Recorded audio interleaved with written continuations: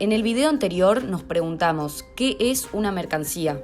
Y fuimos descubriendo algunos de sus atributos.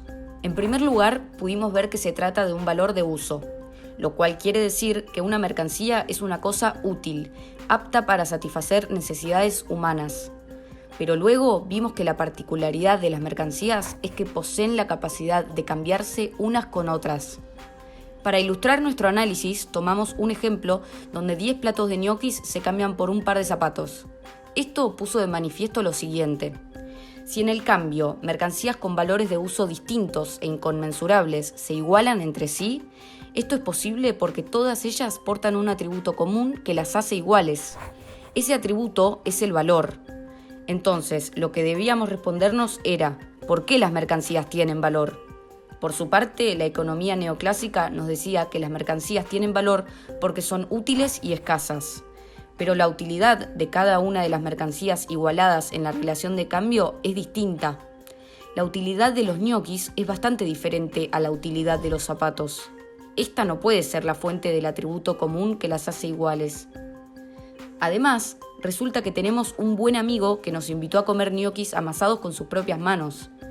Y vimos que sus ñoquis y los que se sirven en un restaurante pueden ser exactamente igual de útiles y escasos. Sin embargo, los de nuestro amigo no son mercancías ni tienen valor. No necesitan cambiarse por ninguna otra mercancía para realizar su misión de alimentarnos. Mientras que los del cocinero del restaurante sí son mercancías, tienen valor, y solo podemos comerlos si entregamos algo portador de valor a cambio. De modo tal que existen cosas útiles y escasas que no tienen valor y por lo tanto no son mercancías. Esta no puede ser la explicación. También observamos que el valor no es un asunto de valoración subjetiva. Podemos valorar mucho más los ñoquis amasados con tanto cariño por nuestro amigo que a los realizados con total indiferencia por el cocinero del restaurante. Sin embargo, los primeros siguen sin tener valor y los otros siguen teniéndolo, independientemente de cualquier valoración subjetiva proyectada por nuestra mente. Entonces, el valor no es subjetivo. Por su parte, la economía clásica nos responde que las mercancías tienen valor porque todas ellas son productos del trabajo. La sustancia común que las hace iguales es el trabajo incorporado en su producción. Pero en este caso pudimos observar que los ñoquis del cocinero tienen tanto trabajo incorporado como los de nuestro amigo, y de nuevo, los primeros poseen valor y los segundos no. La fuente productora de valor no puede ser el trabajo a secas. Acabamos de decir que hay trabajo que produce valor y hay trabajo que no lo produce. Hace falta especificar qué es lo que los diferencia. ¿Qué es eso que distingue a aquel que realiza el cocinero del restaurante del que efectúa nuestro amigo? Asimismo, en la relación de cambio entre mercancías de la cual partimos, se igualan ñoquis con zapatos. Sin embargo, la relación insiste en decirnos que en sus dos polos existe algo igual en idéntica magnitud. No obstante, antes de concentrarnos en el trabajo, es menester considerar que en la producción de mercancías también cumplen un papel decisivo diversas determinaciones naturales que por supuesto no son trabajo. Por ejemplo, en la elaboración de ñoquis es fundamental la capacidad química de la harina para mezclarse con el agua, y en la factura de zapatos es indispensable la cualidad física del acero que le permite penetrar el cuero. Pero estas propiedades naturales determinan la existencia del valor de uso de los ñoquis y los zapatos. Y ya sabemos que el valor de uso no explica el valor.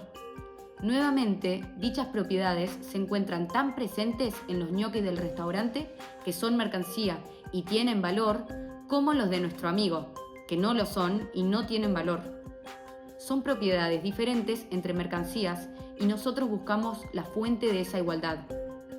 Y son iguales entre mercancías y no mercancías.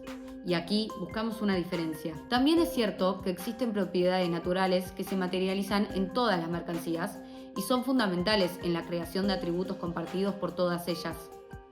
La gravedad, por ejemplo, es una de esas determinaciones naturales comunes. Pero también, estas determinan al valor de uso, al cuerpo mismo de las mercancías, no a su valor. Una vez más, están presentes tanto en los ñoquis del restaurante como en los ñoquis de nuestro amigo, en los valores de uso de las cosas que son mercancías como en los de las cosas que no lo son. Esto tampoco explica la cambiabilidad, porque esta es el atributo específico de las mercancías. De modo que no nos queda más camino que volver al trabajo productor de mercancías. Como todo trabajo, se trata aquí de una acción consciente que transforma al medio natural y a otros objetos producidos por el trabajo en nuevos productos aptos para satisfacer necesidades humanas mediante su consumo. Dicho trabajo tiene una forma concreta particular y se lleva a cabo apuntando a un fin específico. Para hacer ñoquis, el cocinero amasa. Para hacer zapatos, el zapatero corta, cose y pega. A este trabajo particular, específico de la producción de cada tipo de mercancía singular, lo llamaremos trabajo concreto. Ahora bien, rápidamente se pone de manifiesto que el trabajo concreto correspondiente a la elaboración de la mercancía ñoquis y el que hace falta a fin de elaborar la mercancía zapatos no son iguales. Son trabajos cualitativamente distintos, porque determinan la forma concreta de mercancías que son diferentes en cuanto a su utilidad. El trabajo en su aspecto concreto produce el valor de uso de las mercancías, pero resulta que en la igualación entre mercancías con valores de uso distintos, esta diferencia cualitativa está definitivamente borrada. Se trata de trabajos diferentes y nosotros estamos intentando dar con una acción indiferenciada. Al mismo tiempo, vuelve a ocurrir lo que viene ocurriendo hace rato. El trabajo concreto del cocinero del restaurante productor de los ñoquis que son mercancías es idéntico al trabajo concreto que realiza nuestro amigo al producir los ñoquis con los cuales nos agasaja. Otra vez, esto no puede explicar por qué los primeros poseen cambiabilidad y atraen a otros productos en el cambio y los segundos no. El trabajo concreto es distinto entre mercancías distintas, y de lo que se trata es de hallar eso que las iguala.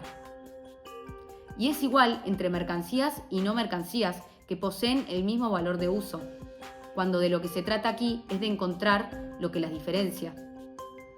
Con lo cual, el trabajo, como trabajo concreto, no produce valor, sino valor de uso. Crea cuerpos concretos de objetos útiles diferentes que sirven para satisfacer necesidades humanas. No nos dice nada acerca de por qué algunos de esos objetos tienen valor y otros no.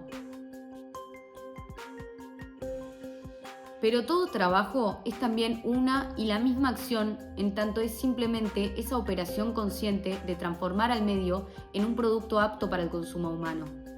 Simple gasto material, fisiológico, de cerebro, músculo y nervio humanos. La masa de indiferenciada capacidad social para trabajar, puesta en movimiento en los miembros de cada cuerpo viviente de nuestra especie. A esta acción universal que todos realizamos cuando producimos, la llamaremos trabajo abstracto. Y en cuanto tal, está presente en la producción del universo de todas las mercancías. Todas ellas tienen un coágulo indiferenciado de trabajo humano igual. Son el resultado del consumo de la capacidad genéricamente humana para trabajar. Acá resulta decisivo observar que el trabajo en su aspecto concreto y en su aspecto abstracto no son dos acciones separadas. Aunque se puedan distinguir uno y otro aspecto, se trata de dos facetas de una misma acción bifacética, porque no se puede efectuar un trabajo concreto sin realizar al mismo tiempo trabajo abstracto. Es imposible amasar como el cocinero o cortar y coser como el zapatero sin realizar un gasto de capacidad genéricamente humana para trabajar. Un simple gasto de cerebro, músculo y nervio humanos. Y a la inversa, este gasto genérico de energía transformadora del medio no puede llevarse a cabo si no es bajo una forma concreta específica, sea amasando o cortando y pegando. Entonces, el trabajo es, simultáneamente, abstracto y concreto. Estos son los dos filos de la misma espada que necesariamente se mueven juntos. Esta naturaleza bifacética del trabajo es lo que le permite producir, a la vez, eso que las mercancías tienen de igual y eso que tienen de diferente. El cocinero del restaurante y el zapatero que produce mercancías trabajan. Realizan un trabajo igual, pero de formas distintas. Uno efectúa un simple gasto de cerebro, músculo y nervio humano mezclando papa, harina, agua y amasando. El otro lleva a cabo el mismo gasto genérico, pero lo hace cortando y cosiendo cuero sintético. El trabajo abstracto se materializa en cada mercancía como su valor, el atributo universal de todas las mercancías, y el trabajo concreto como su valor de uso, el atributo específico de cada tipo particular de mercancía. Ahora podemos ver con claridad que las mercancías son iguales y distintas a la vez, porque el trabajo que las produce es, al mismo tiempo, abstracto y concreto. Una vez que llegamos a este punto, se nos presenta la siguiente situación. La relación de cambio 10 platos de ñoquis igual a un par de zapatos nos dice que en ambas mercancías hay un atributo en común. Y además, nos dice que ambas poseen la misma cantidad de ese atributo. Hay tanto valor en una mercancía como en la otra. Esto las hace iguales e intercambiables. Y ya sabemos que el valor es la materialización del trabajo abstracto. Una determinada cantidad de este último produce una determinada cantidad de valor. Pero ¿cuánta cantidad de trabajo abstracto hace falta para producir la cantidad de valor que hay en estas mercancías? La cantidad de trabajo gastado en producir una mercancía se mide en tiempo. Pero, por ejemplo, los diferentes zapateros que producen la mercancía zapatos pueden trabajar usando técnicas distintas y cada uno puede tener habilidades diferentes para la confección de zapatos. Unos serán más duchos y diligentes y otros más torpes y perezosos. Los primeros tardarán menos en producir sus zapatos, mientras los segundos tardarán más. Y entonces, ¿se supone que quien tarde más en hacer su mercancía producirá más valor? ¿Es que el productor más perezoso y menos hábil será premiado recibiendo a cambio de su indolencia una cantidad de mercancías equivalentes a una magnitud de valor mayor que los productores más diligentes? Es evidente que no. En la propia condición de indiferenciación e igualación del trabajo productor de valor está la respuesta. Continuemos con el ejemplo de la producción del par de zapatos que es mercancía. Supongamos, a fin de simplificar lo máximo posible, que en toda la sociedad solo existen 3 zapateros y todos producen zapatos exactamente iguales.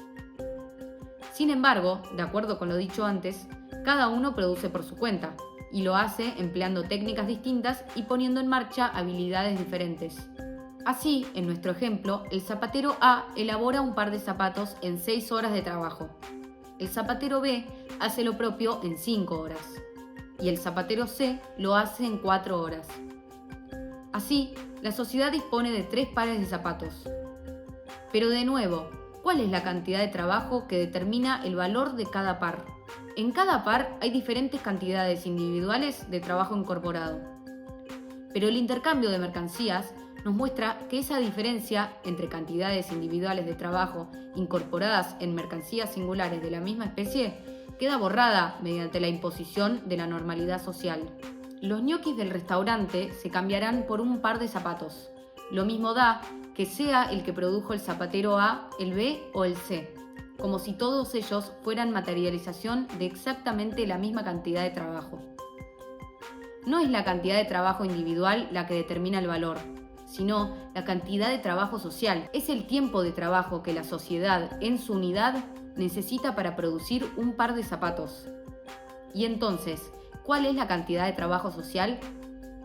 La sociedad de nuestro ejemplo gastó 15 horas de trabajo para producir 3 pares de zapatos. Es decir, un promedio de 5 horas por cada par.